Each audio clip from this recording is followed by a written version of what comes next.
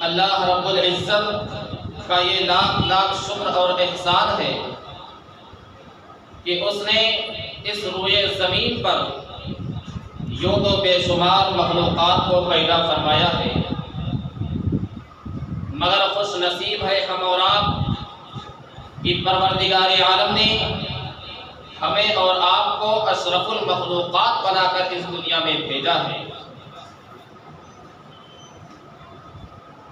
ہمیں اور آپ کو اس مخلوق میں شامل فرمایا ہے جو مخلوق نہ یہ صرف کہ بولنا جانتی ہے بلکہ وہ قوت فکریہ کی بھی حامل ہے، سوچنے اور سمجھنے کی بھی صلاحیت رکھتی ہے۔ وگرنہ تو آپ دیکھیں دیگر مخلوقات اس روئے زمین پر موجود ہیں، مگر اللہ رب العزت نے نہ تو انہیں قوت گویائی عطا فرمائی ہے اور نہ ہی ان کے اندر قوت فکریہ رکھا ہے۔ یہ ہم اور آپ اپنے قسمت پر ناز کریں اور جتنا احسان ادا کریں اس رب ذوالجلال کا اتنا ہی کم ہے کہ پروردگار عالم نے ہمیں اور آپ کو اشرف المخلوقات بنا کر بھیجا۔ صرف اتنا ہی نہیں، اشرف المخلوقات کو بنایا، اس کے ساتھ ہی ساتھ اشرف المخلوقات کے اندر، اشرف المخلوقات کے ضمن میں ہم اور آپ جانتے ہیں کہ پوری دنیا کے انسان کا شمار ہوتا ہے، چاہے وہ مسلمان کا طبقہ ہو، چاہے وہ ہندو کا طبقہ ہو، چاہے وہ کرسچن کا طبقہ ہو، کسی بھی دھرم کے ماننے والوں کا طبقہ ہو۔ ایسا نہیں ہے کہ اشرف المخلوقات صرف اور صرف مسلمانوں کو کہا جائے گا، پوری دنیا کے انسانوں کا شمار اشرف المخلوقات کے اندر ہوتا ہے، مگر ہم اور آپ اپنی قسمت پر جتنا ناز کرے کم ہے اور اس رب کا جتنا احسان ادا کرے کم ہے کہ اس رب نے ہمیں اور آپ کو جہاں پر اشرف المخلوقات بنا کر بھیجا ہے وہیں پر اللہ نے ہمیں مسلمان بنا کر بھیجا ہے۔ صرف اتنا ہی نہیں، اشرف المخلوقات بھی بنایا، مسلمان بھی بنایا۔ ہم اور آپ اس کے علاوہ بھی جتنا ناز کریں اپنے قسمت پر کم ہے اور جتنا بھی احسان اور شکریہ ادا کریں اس رب کا کم ہے کہ اللہ رب العزت نے اشرف المخلوقات بھی بنایا اور مسلمان بھی بنایا۔ اس کے علاوہ اللہ رب العزت نے ہمیں اپنے حبیب پاک صلی اللہ علیہ وسلم کے امتی میں پیدا فرمایا۔ کتنے سارے احسانات اللہ رب العزت کے ہمارے اوپر ہیں اور ہم اور آپ کتنے خوش نصیب ہیں۔ اس رب ذوالجلال کا جتنا شکریہ ادا کریں کم ہے۔ اب میں آپ سے اگر پوچھنا چاہوں، وہ رب جس نے ہمیں اشرف المخلوقات بھی بنایا، مسلمان بھی بنایا، اپنے نبی کی خاص امتیوں میں پیدا فرمایا، اگر اس رب نے اتنے احسانات کرنے کے بعد ایک مطالبہ ہم سے اس نے کیا ہے، اے پروردگار عالم تو نے کیا مطالبہ فرمایا ہے؟ اللہ رب العزت کا ارشاد قرآن کے اندر موجود ہے، وَمَا خَلَقْتُ الْجِنَّ وَالْإِنسَ إِلَّا لِيَعْبُدُونَ۔ رب ذوالجلال کا ارشاد ہے ہم نے جنات اور انسان کو صرف اور صرف اپنی عبادت کے لیے پیدا فرمایا ہے۔ میرے پیارے آقا علیہ الصلوۃ والتسلیم کے پیارے دیوانوں، جس رب نے اتنے احسانات ہمارے اوپر کیے ہیں، ہمیں انسان بھی بنا دیا، مسلمان بھی بنا دیا، اپنے محبوب کی امتی میں پیدا فرما دیا، اتنے احسانات کر رہا ہے، ہمیں روزانہ کھانے دے رہا ہے، ہمیں روزانہ رزق دے رہا ہے، ہمیں صحت و تندرستی دے رہا ہے، کیا ہم اس کی ایک آواز پر لبیک نہیں کہہ سکتے ہیں؟ کیا ہم اس کے خاطر اس کے قول پر عمل نہیں کر سکتے ہیں؟ اللہ نے فرمایا ان الصلاۃ تنہی عن الفحشاء والمنکر، بے شک نماز بے حیائی اور بری باتوں سے روکتی ہے۔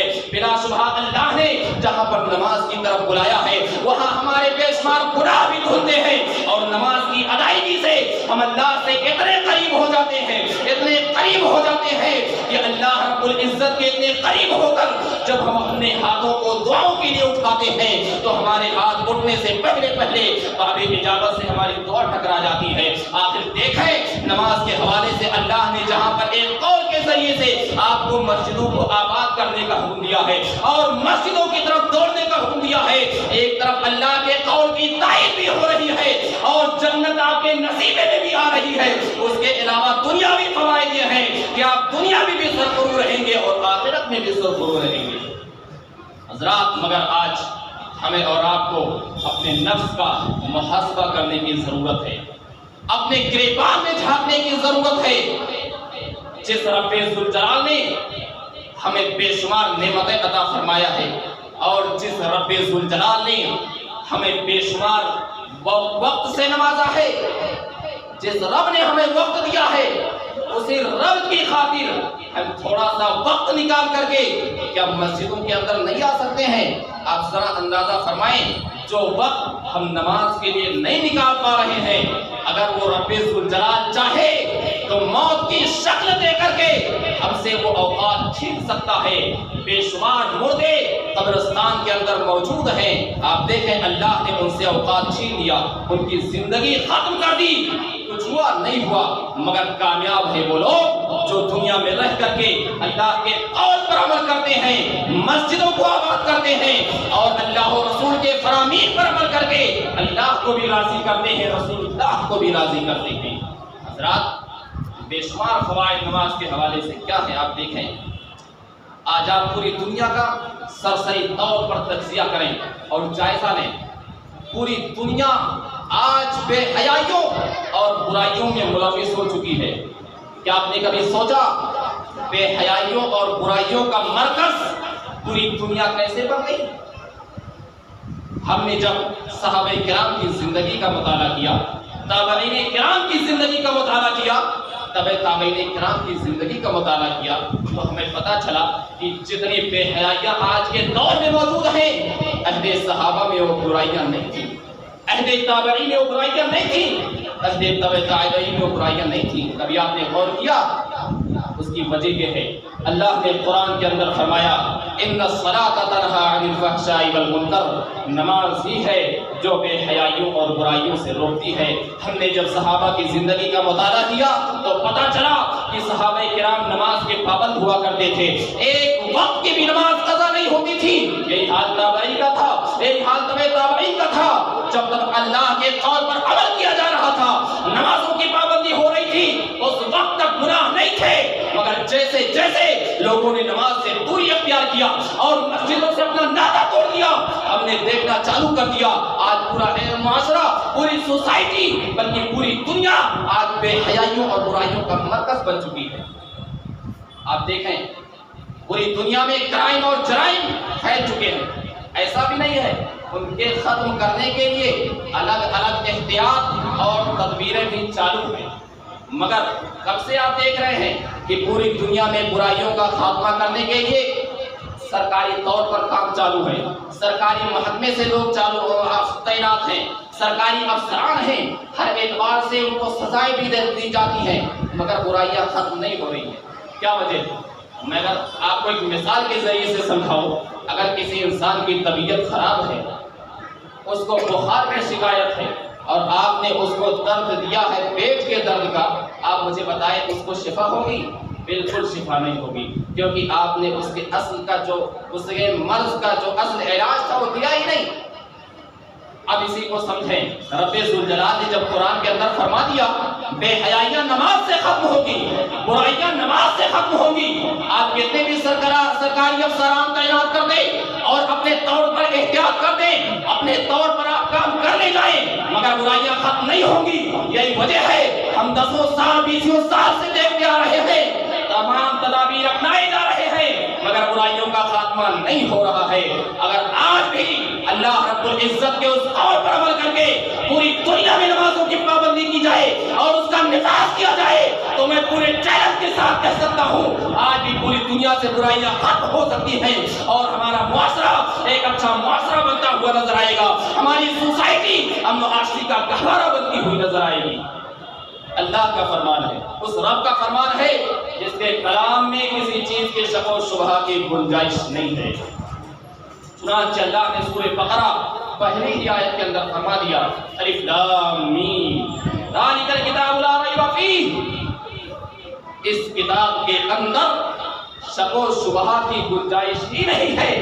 तो जब उस रब ने फरमा दिया बुराइयों की तदाबीर क्या है, बुराइयां कैसे खत्म होंगी, जब तक हम उस कानून को नहीं फॉलो करेंगे और उस चीज का निफाज नहीं करेंगे, तब तक हम ये सोच रहे हैं कि हमारे मुआशरे से बुराइयों का जनासा निकल जाए, हमारी सोसाइटी से बुराइयों का खात्मा हो जाए, हमारा समाज एक दीनी समाज बन जाए, ये नामुमकिन है। سب سے پہلے نمازوں کی پابندی ہونی چاہیے، مسجدوں کو آباد کرنا پڑے گا، اللہ و رسول کے فرامین پر عمل کر کے مسجدوں کو آباد کرنا ہوگا۔ اس کے بعد آپ دیکھیے کیا رزلٹ آتا ہے، وہی رزلٹ آئے گا جو اہل صحابہ میں تھا، جو اہل تابعین میں تھا، جو اہل تابعین میں تھا۔ انہوں نے نمازوں کی پابندی کی تھی، ان کے زمانے میں جرائم نہیں تھے، ان کے زمانے میں کرائم نہیں تھے، اس قدر شرابیوں کی تعداد نہیں تھی، مگر آج اس کی وجوہات ہمارے سامنے ہیں۔ ہم نے نمازوں کو ترک کر دیا، ہم نے اللہ کے اقوال کو ترک کر دیا، ہم نے رسول اللہ صلی اللہ علیہ وسلم کے فرامین کو ترک کر دیا۔ آخر آپ سوچیں کیسے خاتمہ ہو سکتا ہے؟ اولا ہمیں اور آپ کو نماز کی پابندی کرنی ہوگی، مسجدوں کو آباد کرنا ہوگا۔ آئیے دیکھیں حضور صلی اللہ علیہ وسلم کے زمانے میں اس آیت کے تحت جو تفسیر حضرت علامہ سید نعیم الدین مراد آبادی علیہ رحمۃ و رضوان فرماتے ہیں، حضور علیہ الصلوۃ والتسلیم کے زمانے میں ایک انصاری نوجوان رہتے تھے، نمازوں کی بہت پابندی کرتے تھے۔ آپ اندازہ لگا سکتے ہیں کہ نماز کہاں پڑھتے تھے، وہ نماز پڑھتے تھے حضور علیہ الصلوۃ والتسلیم کے پیچھے، ہمیشہ آپ کی ابتدا میں نمازیں پڑھا کرتے تھے، مگر کیا حال تھا ان کا جانتے ہیں؟ وہ ہمیشہ کبیرہ گناہوں کا ارتکاب کیا کرتے تھے، گناہوں سے ان کا ہاتھ خالی نہیں رہتا تھا، نماز بھی پڑھتے تھے، کبیرہ گناہوں میں بھی ملوث رہا کرتے تھے۔ صغیرہ تو بہت دور کی بات ہے، کبیرہ گناہ بھی ان سے چھوٹتا نہیں تھا۔ صحابہ کرام نے اللہ کے رسول صلی اللہ علیہ وسلم کی بارگاہ میں عرض کیا، یا رسول اللہ صلی اللہ علیہ وسلم، یہ انصاری نوجوان ہیں، یہ آپ کے پیچھے نماز پڑھتے ہیں، ان کی نماز قضا نہیں ہوتی ہے، مگر یا رسول اللہ صلی اللہ علیہ وسلم ان سے گناہ نہیں چھوٹتا ہے، صغیرہ تو صغیرہ ہے، کبیرہ گناہوں کا یہ ارتکاب کرتے رہتے ہیں۔ آپ اس واقعے کو سنیں اور اندازہ لگائیں کہ اگر کتنا بھی بڑا گناہوں میں ملوث رہنے والا انسان ہو، اگر نماز کی پابندی کر لیتا ہے تو وہ گناہوں سے چھٹکارا پا جاتا ہے اور پروردگار عالم اسے توبہ کی بھی توفیق عطا فرما دیتا ہے۔ تو بہت گناہ کرتے تھے، نماز بھی پڑھتے، گناہوں میں ملوث رہتے۔ صحابہ کرام نے شکایت کیا، حضور صلی اللہ علیہ وسلم نے صحابہ کرام سے ارشاد فرمایا، اے میرے صحابہ، ان کو نماز پڑھنے دو، ایک ایسا وقت بھی آئے گا کہ نماز پڑھتے پڑھتے وہ پڑھتے رہیں گے، ایک دن ایسا آئے گا کہ نماز کی برکت سے وہ تمام صغیرہ اور کبیرہ گناہوں سے توبہ کر لیں گے اور تمام گناہوں سے چھٹکارا پا جائیں گے۔ راوی بیان فرماتے ہیں کہ ایک دن ایسا آیا، چونکہ حضور علیہ الصلوۃ والتسلیم کا فرمان تھا، سورج مغرب سے نکل کر مشرق میں ڈوب سکتا ہے، مگر رسول کونین صلی اللہ علیہ وسلم کا فرمان بدل جائے یہ ہو نہیں سکتا ہے۔ اللہ کے حبیب نے چونکہ ارشاد فرمایا تھا، ایک زمانہ آئے گا، ایک وقت آئے گا، گرچہ یہ کبیرہ گناہوں میں ملوث رہتے ہیں، اپنے گناہوں سے توبہ کر لیں گے۔ صحابہ کرام نے دیکھا اپنے آخری وقت میں انہوں نے ان تمام گناہوں سے توبہ کر لیا جو نماز پڑھنے کے ساتھ ساتھ وہ کیا کرتے تھے، صغیرہ گناہوں سے بھی توبہ کر لیا اور کبیرہ گناہوں سے بھی توبہ کر لیا۔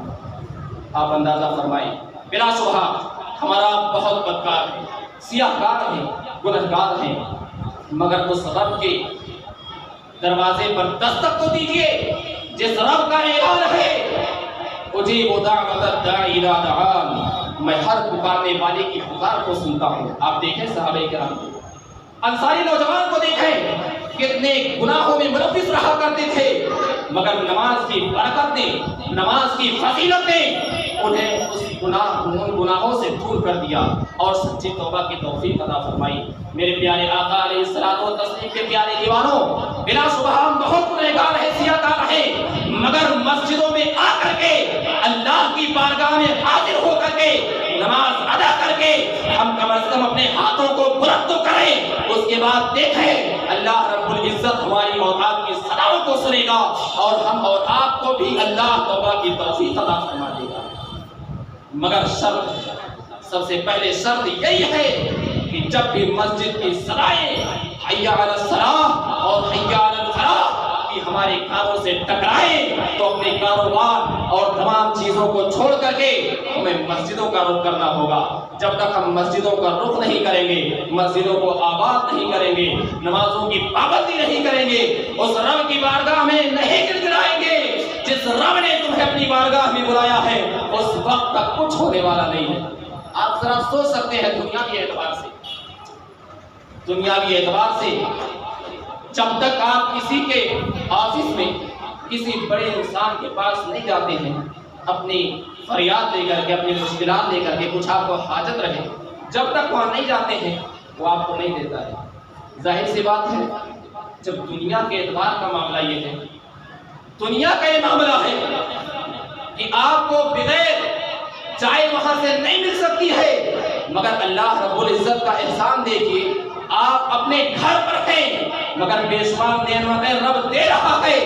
इसके अलावा आपको सिर्फ मस्जिदों में आकर के अपने गुनाहों से माफी मांगनी है, मस्जिदों को आबाद करना है। उसके बाद देखिए अल्लाह रब्बुल इज्जत आपकी दुनिया को भी सरखुरू कर देगा और आखिरत को भी सरखुरू कर देगा। और क्योंकि ये उस रब का फरमान है जिस रब के कलाम में कोई तब्दीली बातें नहीं हो सकती है, इसलिए कि अल्लाह ने फरमाया ला तब्दील लिकलिमातिल्लाह, अल्लाह के कलाम में कोई तब्दीली नहीं और ना ही उसमें शक व शुबहा की गुंजाइश है। सबसे पहले आप कुरान पढ़ें, अमल करें, नमाजों की पाबंदी करें। जब आप अल्लाह के बारगाह में हाजिर रह करके अल्लाह को राजी कर देंगे तो एक दिन ऐसा आएगा कि अल्लाह रब्बुल इज्जत आपकी हर सदाओं को सुनेगा, परवरदिगार आलम आपकी हर दुआओं को कबूल करेगा। उसके बाद अल्लाह रब्बुल इज्जत के यहाँ जो भी चीजें आप तलब करेंगे उसकी बारगाह में जिस चीज की फरियाद लेकर पहुंचेंगे आपकी हाजिरी भी कबूल होगी, आपकी फरियाद भी सुनी जाएगी।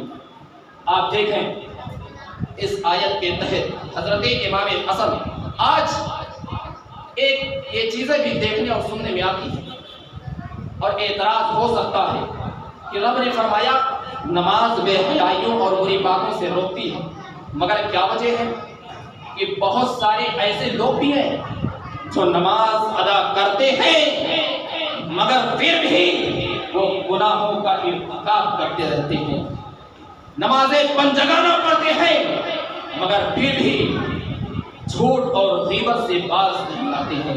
नमाज तो पढ़ते हैं मगर रियाकारी भी करते हैं, नमाज तो पढ़ते हैं मगर बेहयाइयों में मुलव्विस रहते हैं। इसका सवाल अगर कोई करे कि आखिर कुरान के एतबार से एक टकराव पैदा हो रहा है, कुरान ने तो कहा नमाज पढ़ेंगे बुराइयों से रुक जाएंगे, मगर यहाँ पर तो बहुत सारे बेशुमार लोग नमाज पढ़ते हैं। पूरी दुनिया का जायजा लिया जाए, बेशुमार नमाजी ऐसे मिलेंगे जो नमाज तो पढ़ते मगर गुनाहों से नहीं रुकते हैं। इस ताल्लुक से मैं सिर्फ इमाम हसन रज़ियल्लाहु ताला अन्हु का एक कौल आपके सामने पेश करूंगा, उसके बाद आपको अपने नफ्स का खुद मुहासबा करना है कि आप नमाज किस तरीके से पढ़ते हैं। हजरत इमाम हसन रज़ियल्लाहु ताला अन्हु इरशाद फरमाते हैं उस शख्स की नमाज नहीं है जो नमाज तो पढ़ता है मगर गुनाहों में मुलव्विस रहता है, जो नमाज भी पढ़ता है झूठ भी बोलता है, जो नमाज भी पढ़ता है रियाकारी भी करता है, जो नमाज भी पढ़ता है और बदकाई भी करता है, जो नमाज भी पढ़ता है जिनाकारी भी करता है। इमाम हसन फरमाते हैं ऐसे शख्स की नमाज नहीं है जो नमाज पढ़ने के साथ साथ गुनाहों में भी मुलव्विस रहता है। मेरे प्यारे आका अलैहिस्सलातु व तस्लीम के प्यारे दीवारों, हम कौन सी नमाज पढ़ रहे हैं कि गुनाहों से नहीं रुक पा रहे हैं? हमें वो नमाज पढ़नी पड़ेगी जो सहाबा किराम ने पढ़ा, हमें वो नमाज पढ़नी पड़ेगी जो ताबईन किराम ने पढ़ा। आज हम मस्जिदों में हाजिर रहते हैं, नमाज किस तरीके से पढ़ी जाती है? अल्लाह की खशियत अपने दिल में बिठा करके जब तक आप नमाज की अदायगी नहीं करेंगे, जब तक अल्लाह का डर और खौफ बिठा करके आप अल्लाह के हुजूर हाजिर नहीं होंगे, उस वक्त तक आपके दिल के अंदर तकवा और डर पैदा नहीं हो सकता है। और जब तक आपके अंदर तकवा पैदा नहीं होगा उस वक्त तक आप गुनाहों से नहीं बच सकते हैं। आज हमारा हाल ये है, हम मस्जिदों में आते भी हैं तो खड़े होकर के अपने दुकान का हिसाब किताब 4 रकात की नमाज में कर रहे होते हैं। हम नमाज में खड़े होते हैं मगर दुनियावी खुराफात अपने जहन में लिए होते हैं। हम नमाज में खड़े होते हैं मगर दुनिया की तमाम बड़ा گندگی ہمارے ذہن و دماغ میں ہوتی ہے، جب یہ تمام چیزیں نماز میں ہوں گی اس وقت تک خشیت نہیں ہوگی، اور جب تک خشیت نہیں ہوگی اس وقت تک ہماری نماز نہیں ہوگی، اور جب تک ہم صحیح طریقے سے نماز نہیں پڑھیں گے تو امام حسن کے قول کے مطابق ہم نہ گناہوں سے بچ سکتے ہیں، نہ زناکاریوں سے بچ سکتے ہیں، نہ بدکاریوں سے بچ سکتے ہیں۔ اسی لیے نماز پڑھنا ہے تو اس طریقے سے نماز پڑھیے جو صحابہ کرام نے پڑھا تھا۔ صحابہ کرام نماز پڑھتے تھے مگر جھوٹ سے بھی پرہیز کرتے تھے۔ اس کے علاوہ جب بھی مسجدوں میں حاضر ہوتے، اللہ کے حضور حاضر ہوتے، اللہ کا خوف بٹھا کر نماز پڑھتے تھے، اللہ کی خشیت بٹھا کر نماز پڑھتے تھے۔ اللہ رب العزت نے جس نماز کو پڑھنے کا حکم دیا ہے وہ یہی نماز ہے جس نماز کے بارے میں حضرت امام حسن نے فرمایا اگر نماز پڑھنی ہے تو وہ نماز پڑھیے جس سے آپ گناہوں سے بچ سکتے ہیں۔ اگر آپ گناہوں سے نہیں بچ سکتے ہیں تو یاد رکھیے خود اپنے نفس کا محاسبہ کیجیے اور اپنے نفس کا تجزیہ کیجیے کہ میں کون سی نماز پڑھ رہا ہوں کہ نماز پڑھنے کے ساتھ ساتھ گناہوں سے نہیں بچ پا رہا ہوں۔ حضرات ہمیں اور آپ کو اپنی گریبان میں جھانکنے کی ضرورت ہے اور نماز کو صحیح ادائیگی سے پڑھنے کی ضرورت ہے، اس طور پر پڑھنے کی ضرورت ہے جو صحابہ کرام نے پڑھا، تابعین کرام نے پڑھا، اولیاء کرام نے پڑھا۔ آپ نے نہیں سنا ہوگا کہ کسی صحابہ نے، صحابہ کرام بلا شبہ نماز پڑھتے تھے، صحابہ پڑھتے تھے، اولیاء کرام پڑھتے تھے، آپ نے نہیں سنا ہوگا کہ وہ بھی نماز پڑھتے تھے مگر جھوٹ بولتے تھے۔ میں نے کہہ رہا ہوں وہ جھوٹ سے پاک ہے، گناہوں سے پاک ہے، مگر جھوٹ سے پرہیز کرتے تھے۔ کیسے پرہیز ہوتا تھا؟ ان کی نماز انہیں بچاتی تھی، مگر نماز کس طور پر ہوتی تھی؟ جس طور پر نماز کی ادائیگی کا مطالبہ رب ذوالجلال نے کیا ہے۔ لہذا مسجدوں میں جب بھی تشریف لائیں دنیاوی خرافات اور گندگی کو باہر رکھ کر کے مسجد کے اندر داخل ہوئیے، اس کے بعد اللہ کی بارگاہ میں اللہ کا تقویٰ اور خشیت بٹھا کر کے اللہ کے حضور حاضر ہوئیے۔ اس کے بعد دیکھیے آپ کی نماز کی برکت اس قدر ظاہر ہوگی، آپ دنیا میں بھی خوش رہیں گے اور آخرت تو آپ کی صبر کی جائے گی۔